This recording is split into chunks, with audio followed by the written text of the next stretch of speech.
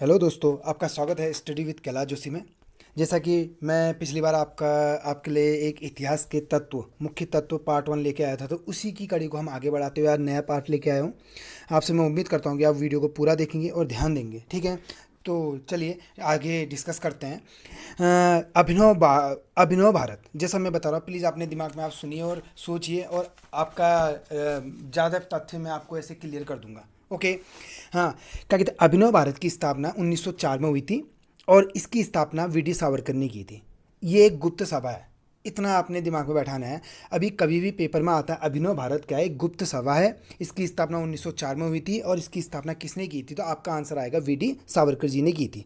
Okay. तो 1907 में हम जब डेट में आएंगे तो आपके दिमाग में एक और चीज़ आएगी, अनुशीलन समिति। अब क्वेश्चन ये आएगा बच्चा या मित्रगणों, अनुशीलन समिति का गठन कब हुआ था, तो यू मस्ट हैव आंसर 1907 में। ओके। और किसने किया था, बरिंद्र घोष और भूपेंद्र दत्त जी ने किया था।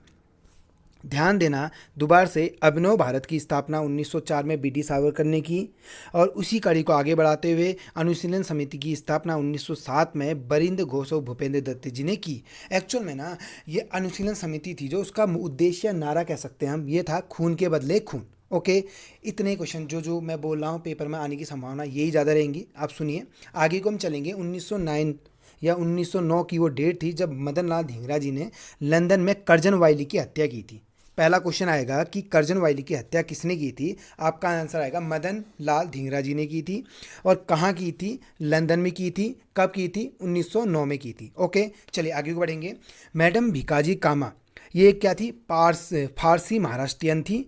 इन्हें मदर ऑफ इंडियन रिवोल्यूशन के नाम से भी जाना जाता है। पेपर में बहुत बार क्वेश्चन आया है कि मदर ऑफ इंडियन रिवोल्यूशन के नाम से किसको जाना जाता है, तो आपका आंसर आएगा मैडम भिकाजी कामा। ओके, ये पारसी महाराष्ट्रियन थी। ओके, आगे चलेंगे। इन्होंने 1907 में स्टुटगार्ड, ये जर्मनी की एक जगह है, इधर भाषण देते वक्त राष्ट्रीय तिरंगे को फहराया था। पेपर में पूछा गया है क्वेश्चन कि मैडम भिकाजी कामा ने भाषण कहाँ दिया था और भाषण देने के साथ साथ राष्ट्रीय झंडे को कहाँ फहराया था, तो आप ज़्यादा नहीं सोचेंगे। जर्मनी की एक मुख्य जगह है जिसको स्टुटगार्ड नाम से जाना जाता है, सन 1907। आगे चलेंगे। इसी क्रम में 1 नवंबर 1913 को, कब, 1 नवंबर 1913 को अमेरिका में सैन फ्रांसिस्को में गदर पार्टी का गठन किया गया। ध्यान देना, पेपर में बहुत बार क्वेश्चन आया है, गदर पार्टी का गठन कहाँ किया गया, सैन फ्रांसिस्को में किया गया। सैन फ्रांसिस्को कहाँ है, अमेरिका में है। और कब की डेट, 1 नवंबर 1913। और गठन किसने किया, लाला हरदयाल के द्वारा किया गया और इसके अध्यक्ष थे सोहन सिंह। देखिए पूरे क्वेश्चन का प्रारूप है, वन लाइनर के थ्रू हम क्वेश्चन मैं हिस्ट्री सॉल्व कर रहा हूँ आपके लिए। प्लीज़ मेरी मेहनत का कदर कीजिए और अपने आप को थोड़ा रिवाइंड कीजिए इस तरह, और रिवीजन पैक में इसको डालिए। देखिए, गदर पार्टी अपने दिमाग पर रखिएगा। 1 नवंबर 1913 को इसकी स्थापना हुई, ये भी दिमाग रखना। जगह का ध्यान रखेंगे, नाम सैन फ्रांसिस्को, और अमेरिका में जगह है। उसकी स्थापना लाला हरदयाल जी ने की थी और इसके अध्यक्ष कौन थे, सोहन सिंह थे। ओके, चलिए आगे को चलेंगे। 1914 में हम आते हैं, एक कामा गाटा मारू की एक घटना है। आपके दिमाग में आएगा कामा गाटा मारू, ये एक घटना है 1914 में घटित हुई थी। याद रखना, एक जहाज़ था कामा गाटा मारू। ये एक बार पेपर में क्वेश्चन पूछा भी गया है कि कामा गाटा मारो क्या था, एक जहाज़ के रूप में है। एक जापानी जहाज़ को गुरुदत्त सिंह ने किराए पर लिया था। इस जहाज़ को लेकर वो हांगकांग से कनाडा जा रहे थे, जिसमें 776 यात्री यात्रा कर रहे थे। जब वे कनाडा पहुंचे तो वहाँ की सरकार ने भारतीय जहाज़ को प्रवेश की अनुमति नहीं दी और वहाँ से वापस लौटने पर विवश किया। इसी क्रम में ब्रिटिश सरकार ने घोषणा कर दी कि जहाज को सीधा भारत लाया जाए। नतीजा कि भारत सीधे भारत की बजबज बंदरगाह लाया गया था। परिणाम की यात्रियों और ब्रिटिश सेना के बीच लड़ाई हो गई, जिसमें कई यात्री मारे गए। ओके, 1914। आपने इतना ध्यान नहीं देना है, आपने इतना ध्यान देना है कि कामा गाटो जो घटना है वो कब की है, 1914 की है। कामा गाटो मारो एक जहाज़ से रिलेटेड घटना है, जापानी जहाज़ जो क्या कहते हैं हांगकांग से कनाडा को जा रहा था और उसमें लगभग 376 थे लोग, और उसको गुरुदत्त जी ने किराए पे लिया था। और यहाँ आगे तो उनको आने से अनुमति रोक दी गई और उसके बाद डायरेक्ट भारत आने की जिद करने लगे थे। ब्रिटिशों से उनका युद्ध हुआ, युद्ध में उनको प्रॉब्लम बहुत ज़्यादा हुई, बहुत से बंदी भी बनाए गए थे। इसकी चर्चा मैं जानबूझ के भी नहीं करना चाह रहा हूँ। आगे बढ़ते हैं सीधे। देखिए, हम सीधे आते हैं कांग्रेस का लाहौर अधिवेशन में। क्या कहते हैं, कांग्रेस का लाहौर, देखो एक तरह से मैं पहले 1907 और 1916 के कांग्रेस के मेन अधिवेशन की बात कर चुका हूँ। मैं ये भी आपको बता चुका हूँ कि 1885 28 दिसंबर की वो डेट थी जब कांग्रेस की स्थापना हुई थी। ओके। और 3-4 लोगों के बारे में मैं एक्चुअल में पूरा डिफाइन कर चुका हूँ, बट हम उसमें अभी नहीं जाएंगे। अगर आपने ये चीज़ें सुननी है दोबारा से तो आपने फर्स्ट लेक्चर सुनना आपके लिए अनिवार्य रहेगा मेरे पॉइंट ऑफ व्यू से। बट अब अभी आगे चलेंगे। कांग्रेस का लाहौर अधिवेशन कब हुआ था, पहला क्वेश्चन यही आएगा, 1929 में हुआ था। और देखो ये इंपॉर्टेंट अधिवेशन में से एक है, तभी इन सिलेक्टेड अधिवेशन की बात हम कर रहे हैं। 1929 में जब कांग्रेस का अधिवेशन था वो लाहौर अधिवेशन के नाम से जाना जाता है, और उसकी अध्यक्ष की थी जवाहरलाल नेहरू जी ने।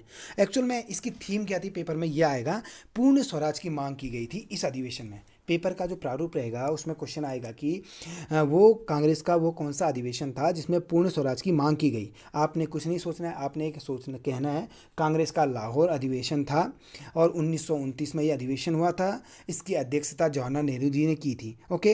वैसे तो 26 जनवरी 1930 को प्रथम स्वतंत्रता दिवस मनाया गया था। एक्चुअल में रावी नदी थी, लाहौर में थी, उस नदी के तट पर रात को झंडा फहराया गया था और यहीं प्रथम स्वतंत्रता दिवस मनाया गया। पेपर में आएगा 26 जनवरी 1930 को प्रथम स्वतंत्रता दिवस मनाया गया रावी नदी के तट पर लाहौर में। ठीक है। इसी बीच जहाँ कांग्रेस अपना काम कर रहे थे वहीं भारत के उत्तर पश्चिमी सीमा के प्रांत के क्षेत्र में भी कुछ घटना घट रही थी। ठीक है, आगे चलेंगे। लाल कुर्ती आंदोलन, देखो 1929 से 1930 के बीच लाल कुर्ती आंदोलन हुआ था। ये क्या कहते हैं, भारत का इलाका है न्यू वेस्ट। आगे चलेंगे। खान अब्दुल गफ्फार खां ने इसको चलाया था। एक्चुअल में सीमांत गांधी या फ्रंटियर गांधी के नाम से भी जाने जाते हैं। खान अब्दुल गफ्फार खां, पेपर में आया हुआ क्वेश्चन है। सीमांत गांधी के नाम से किसे जाना जाता है, खान अब्दुल गफ्फार खां को। फ्रंटियर गांधी किसे कहते हैं, खान अब्दुल गफ्फार खां को। लाल कुर्ती आंदोलन कब का है, 1929 से 1930 के बीच का है। ठीक है। विशुद्ध अहिंसक आंदोलन था ये। मैं थोड़ा तेज़ी से चलूँगा, आप ध्यान से सुनिए। अगला, प्रांतीय चुनाव। देखो एक्चुअल में पहली बार प्रांतीय चुनाव हुए थे 1937 के दशक में। 1935 के भारत शासन अधिनियम के तहत कराया गया था ये। अगर पेपर में क्वेश्चन आता है कि प्रांतीय चुनाव किसके द्वारा कराया गया, तो आपका आंसर आएगा 1935 के भारत शासन अधिनियम के द्वारा प्रांतीय चुनाव कराए गए थे। प्रांतों की संख्या कितनी थी पूछा जाएगा प्रांतीय चुनाव में, तो आपका आंसर आएगा 11। और 6 राज्य में से कांग्रेस को पूर्ण बहुमत मिला था, 6 राज्यों में। ये सारे के सारे पेपर में क्वेश्चन पूछे गए हैं, आप मेरा विश्वास कीजिए, प्लीज़ ध्यान से सुनिएगा। प्रांतीय चुनाव 1937, भारत शासन अधिनियम 1935 के तहत कराए गए। कुल 11 प्रांतों में चुनाव हुए, 6 राज्यों में कांग्रेस को पूर्ण बहुमत मिला था। देखिए ये याद करिए, इसमें से किस में नहीं मिला था, पेपर में क्वेश्चन ऐसे मैंने ज़्यादातर देखे हैं। संयुक्त प्रांत, जिसे यूपी के नाम से जाना जाता था पहले, मतलब पहले यूपी को संयुक्त प्रांत नाम से जाना जाता था। बिहार ले लीजिए, उड़ीसा कह लीजिए, मध्य प्रदेश, बम्बे, महाराष्ट्र। ध्यान देना, बिहार, उड़ीसा, मध्य प्रदेश, बम्बे, महाराष्ट्र। बिहार, उड़ीसा, बम्बे, मध्य प्रदेश, महाराष्ट्र और संयुक्त प्रांत। याद रखना, 3 तो मोमा करके लग लो, MMQ। आपको मैं थोड़ा कोशिश करता हूँ कि दिमाग में बैठे, क्या बताए पेपर में आए, खाली कराना मेरा उद्देश्य नहीं है, आपके दिमाग में बैठाना भी है। 3M से क्या होगा, मध्य प्रदेश, मद्रास और मुंबई। आप याद रखना, 6 प्रांत थे, 6 में से 6 प्रांतों में विजय प्राप्त की। 3 तो आपको MQ से याद हो गया होगा, मध्य प्रदेश, मुंबई और मद्रास। ठीक हो गया। फिर M² BUS, बस MQ, बस में MQ बैठा, याद कर लेना आप। तो MQ मतलब तो बस आया तो बिहार, उड़ीसा, संयुक्त प्रांत, और MQ में मुंबई, मद्रास और मध्य प्रदेश। अब मुझे लगता नहीं कि आप भूलोगे कभी, बस में MQ बैठा, इतना भी याद आएगा तो 4 ऑप्शन से आप क्लियर कर पाओगे। ठीक है, चलिए आगे बढ़ेंगे। 2 राज्यों में गठबंधन की सरकार बनी, वो कौन से 2 राज्य थे, पश्चिमोत्तर प्रांत था और एक असम था। असम पेपर में पूछा जा चुका है कि वो कौन सा राज्य है जिसमें गठबंधन की सरकार बनी, आपका आंसर आएगा असम। और दूसरा क्वेश्चन कोई भरोसा नहीं कि आ जाए, पश्चिमोत्तर प्रांत और असम में क्या बनी, गठबंधन की सरकार बनी। तीसरा, 3 राज्य ऐसे थे जहाँ मुस्लिम लीग की सरकारें बनी थी, बंगाल, पंजाब, सिंध। देखो पंजाब, ये सारे ज़्यादातर जो इलाके हैं ना पाकिस्तान के ही है, तो आप लॉजिक लगा सकते हो, असली पंजाब तो वैसे भी पाकिस्तान में है, सिंध प्रांत पाकिस्तान में ही है, और बंगाल, पश्चिमी बंगाल, पूर्वी बंगाल में जब डिवाइडेशन हुआ था तो आफ्टर दैट ज़्यादा पश्चिम जो बांग्लादेश पहले पाकिस्तान में होता था, बट वो अलग बात है कि सन 1971 के वॉर के बाद बांग्लादेश को एक अलग देश का दर्जा दिया गया था। हम उसमें भी ज़्यादा चर्चा नहीं करेंगे, मैं आपको इतना बता देना चाहूँगा कि उसी के दशक के समय इसका भी निर्माण हुआ था। ओके, चलिए हम बात करेंगे आगे को। मुस्लिम लीग की सरकार 3 जगह बनी, बंगाल हो गया, पंजाब हो गया, सिंध बना। ओके, आगे चलेंगे। अक्टूबर 1939 में द्वितीय विश्व युद्ध हुआ था, क्योंकि आपको पता होना चाहिए सन 1939 से लेकर सन 1945 के बीच सेकेंड वर्ल्ड वॉर हुआ था। और इसी वर्ल्ड वॉर में विश्व में प्रथम कांग्रेस मंत्रिमंडल ने त्याग, प्रथम बार या प्रश्न पर, मतलब सेकेंड विश्व युद्ध के प्रश्न पर कांग्रेस मंत्रिमंडल द्वारा त्यागपत्र दिया गया। क्वेश्चन ऐसे पूछा गया ज़्यादातर, वो कौन सी डेट थी जब मंत्रिमंडल ने, कांग्रेस के मंत्रिमंडल ने संयुक्त रूप से क्या किया, त्यागपत्र दिया। तो आपका आंसर आएगा 1939 में। और ये आपको इतना क्लियर कराई दिया है मैंने। अक्टूबर 1939 में सेकेंड विश्व युद्ध के प्रश्न पर कांग्रेस मंत्रिमंडल द्वारा त्यागपत्र दिया गया। आगे चलेंगे। 22 दिसंबर सर 1939 की वो डेट थी जब मुस्लिम लीग की स्थापना हुई थी। कौन सी लीग? मुस्लिम लीग की स्थापना कह रहा हूँ, सॉरी, माफ़ कीजिए, वो तो 1906 की थी, मैं आपको बता चुका हूँ, वो चीज़ वहाँ चर्चा हो चुकी है। मुस्लिम लीग ने मुक्ति दिवस मनाया था सन 1939 में, क्या मुस्लिम लीग ने। और ध्यान देना 22 दिसंबर को भी आप थोड़ा फोकस कीजिए, क्योंकि पेपर में आप क्वेश्चन उठने लगे हैं लेवल, तो कोई भरोसा नहीं कि ये क्वेश्चन पूछा जाए। 22 दिसंबर सन 1939 को मुस्लिम लीग ने मुक्ति दिवस मनाया था। ओके, ये हो गया। भीमराव अंबेडकर जी थे एक बंदे जिन्हें इसका समर्थन किया था। अब ये मुझे बताने की ज़्यादा आवश्यकता नहीं है, आप इसको खुद ही समझ सकते हैं। ओके, चलिए आगे बढ़ते हैं। देखो, सेंट्रल लेजिस्लेटिव असेंबली बम कांड, ये हुआ था 8 अप्रैल 1939 को। आपको बता देना चाहूँगा, भगत सिंह और बटुकेश्वर दत्त जी गए थे दिल्ली और काउंसिल में, उनने वहाँ पे बम फेंका था जहाँ भीड़ कम थी। अगर आप इसका बढ़िया अच्छे से समझना चाहते थे, मूवी है भगत सिंह, वो मूवी देख लीजिए, आप इसको वैसे भी समझ जाएंगे पूरा। तो जैसा कि इसमें लिखा है, दिल्ली में बड़ी मुद्दों पर बहस चल रही थी। इस असेंबली में 2 लोग पहुँचे थे, भगत सिंह और बटुकेश्वर दत्त। इन दोनों ने मिलकर क्या करा, दिल्ली की केंद्रीय असेंबली में बम फेंका। बम खाली कुर्सियों पर फेंका गया, साथ में पर्चे भी थे। परिणाम ये हुआ कि दोनों को गिरफ्तार कर लिया गया। पर्चे पर लिखा था कि बहरे कानों को सुनाना, मतलब एक्चुअल में ना नींद से जगाने के लिए बम फेंके गए थे और जिससे अपनी बात रख सके। तो बहरे कानों को सुनाना इसका वाक्यांश था या पर्चे पर लिखा था। बटुकेश्वर भगत सिंह, 8 अप्रैल 1929 की वो डेट है जब सेंट्रल लेजिस्लेटिव असेंबली बम कांड हुआ था। चलिए हम थोड़ा तेज़ी से बढ़ेंगे आगे को। लाहौर षड्यंत्र मुकदमा, ये लाहौर षड्यंत्र मुकदमा है जो 1929 का है। लाहौर षड्यंत्र मुकदमा कब का है? क्वेश्चन आएगा, 1929 का है।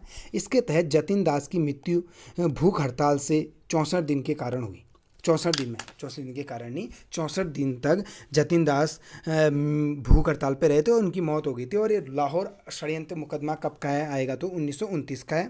देखो, षड्यंत्र के तहत 3 लोगों को फांसी दे दी गई थी। एक्चुअल में तिथि थी 23 मार्च 1931। भगत सिंह, सुखदेव और राजगुरु।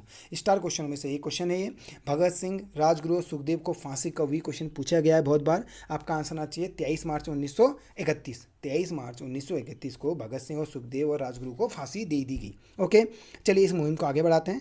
23 फरवरी 1931 को इलाहाबाद के अल्फ्रेड पार्क में चंद्रशेखर आज़ाद की मृत्यु हुई। एक जो मुखबरी होने का मेन कारण था, और भगत सिंह, सुखदेव और राजगुरु को भी फांसी नहीं होती अगर मुखबरी नहीं होती, क्योंकि पहले से बताया ना, घर का भेदी लंका ढाए, वही बात हुई। कभी मुझे चर्चा करने का मौका मिलेगा तो डेफिनेटली मैं आपको पूरा नाट्य रूपांतर करके इसके बारे में समझाऊंगा। बट अभी मेरी कोशिश है कि इन चीज़ों को मैं जल्दी से जल्दी समाप्त करूं, फिर बाद में नई सीरीज लेके आई जाएगी, उस दिन बोल दिया जाएगा। ठीक है, ठीक है।